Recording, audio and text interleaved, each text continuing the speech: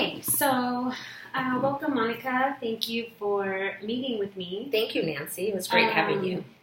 I really want to spend this time just talking about like what I saw in your classroom and the positive. I just want to give you some positive feedback on some of your strengths that I see in the classroom. So when I did walk through in your classroom, I saw that your students were working on your reflection that you had on the board, and I saw them working on that diligently.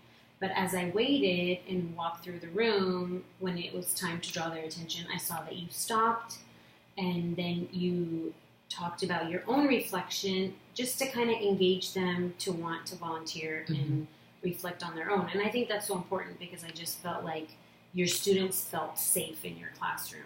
So, what are your thoughts about that? Well, I thank you for observing that and noticing that because I work really hard to make them feel comfortable.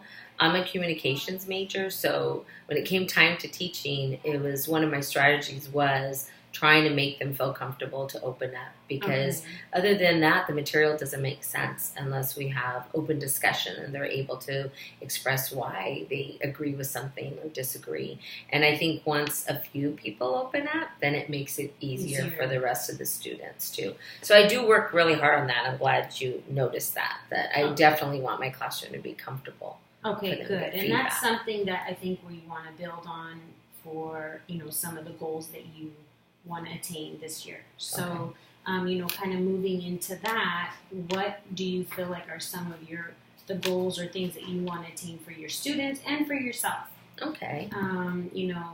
What do you think is something that is going to be at the high point of what you want to accomplish? I think one of the main goals I want to accomplish for myself and for the student is staying organized on the subject matter, but making our discussions make sense for when they're going to be testing.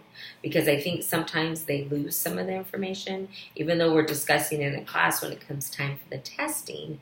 I'm not sure if they're fully understanding. Like, are they discussing just to discuss, or are they really retaining their information so when it comes time that they really can remember what they have to write in answering a question? Okay, good.